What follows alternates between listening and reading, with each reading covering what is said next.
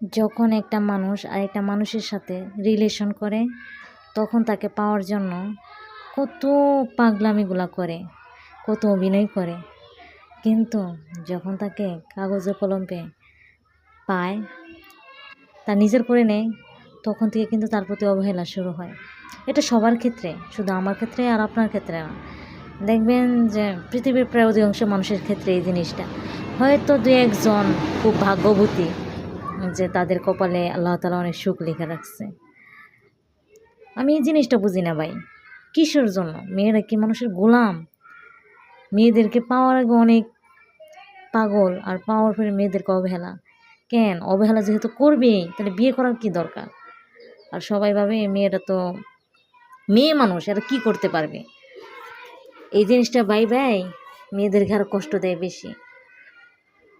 আসলে মেয়েরা যখন একবার শক্ত হয়, মেয়েদের মন থেকে যদি একবার কেউ সরে যায়, হাজার চেষ্টা করলে কিন্তু ওই মানুষটার মনের ভিতরে ঢুকে না।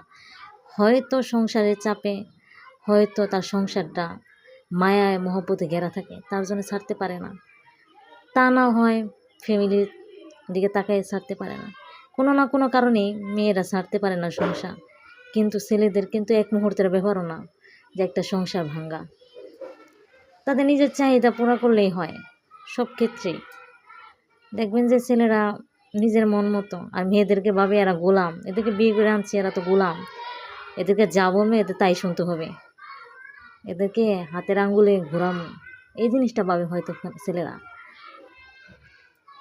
অনেক মানুষই আছে সংসার জীবন অনেক অশান্তি, অনেক কষ্টে আছে, কিন্তু কি জানেন, কিছু কিছু মেয়েরা তাদের সন্তানের দিকে তাকাইয়া থাকে, কিন্তু কিছু কিছু মেয়েরা আছে একদম হতবাগা, কপাল পোড়া, যে তার সন্তানও নাই যে সন্তানের দিকে তাকাইয়া তার সংসারটা করবে, কিন্তু কি যে ফ্যামিলির দিকে তাকাইয়া সংসার করে। যারা প্রকৃতির পক্ষে ভালো মানে ভালো ঘরের সন্তান, তারা কোনো দিন এক হাজব্যান্ড সাইড আরেক হাজব্যান্ডের বলে যায় না। হাজার কষ্ট হোক, তার স্বামী তারই রেখে অন্য মেয়ের কাছে যাক, যাই করুক তার স্বামীর আরও ভালো করার চেষ্টা করে।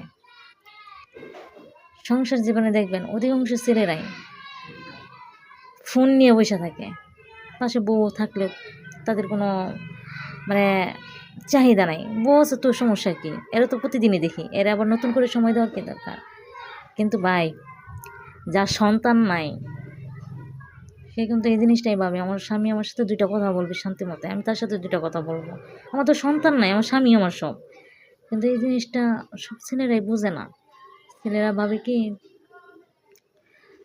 আমাদের ফোন আছে, সবই আছে, ওদের তো কাজ করার জন্য আনছে, ওদের এত প্রয়োজন কিসের আমাদের, ওরা কাজ করবে খাবে, কিছু প্রয়োজন হলে এনে দেব, এইটাই মনে হয় ছেলেরা ভাবে।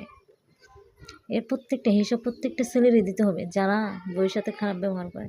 আমি আবার সব ছেলেদেরকে দোষ দিতেছি না, যেরকমভাবে সব ছেলেরা খারাপ না, সেরকমভাবে কিন্তু সব মেয়েরাও খারাপ না। কিছু কিছু মেয়েরা আছে মেয়েদেরই শত্রু। আমার মতে কোনো ছেলে কোনো মেয়ের শত্রু হয় না, মেয়েরাই মেয়েদের শত্রু। দেখবেন যে অনেক মেয়ে আছে পৃথিবীতে হাজার সুন্দর সুন্দর পুরুষ থাকা সত্ত্বেও যদি দেখে একটা বিবাহিত পুরুষ তার উপরে ঝাঁপাইয়া পড়ে। কেন ভাই, পৃথিবীতে আরও তো পুরুষ আছে, তাদের প্রতি যা আবেগের বসে মানুষ অনেক কিছুই করে। বিয়ের আগে অনেক কিছুই বলে, তোমার বিয়ে করার পরে এরকমভাবে রাখবো ওরকমভাবে রাখবো, কিন্তু বিয়ে করার পরে সব হাওয়ায় উড়ে যায়, ওগুলো আর মনে থাকে না। তখন ওগুলো মনে করে দিলে তখন আগেরকার কথা খোটা দেয়, তোর বাপের বাড়িতে কি আনছস, তোরে রাখি, তোর ভাগ্য, তোর সাত কপালের ভাগ্য। অনেক মেয়ে দিন নতুন অনেক কথা শোনে, অনেক কথা শোনে।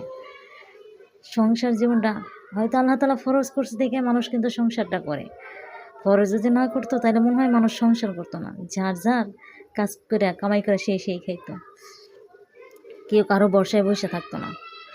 আর মানুষ বলে যে বাপের পরে যদি কোনো মেয়েদের ছায়া থাকে সে নাকি স্বামী, কিন্তু এই স্বামী কিন্তু সব থেকে মেয়েদের শত্রু হয় বেশি।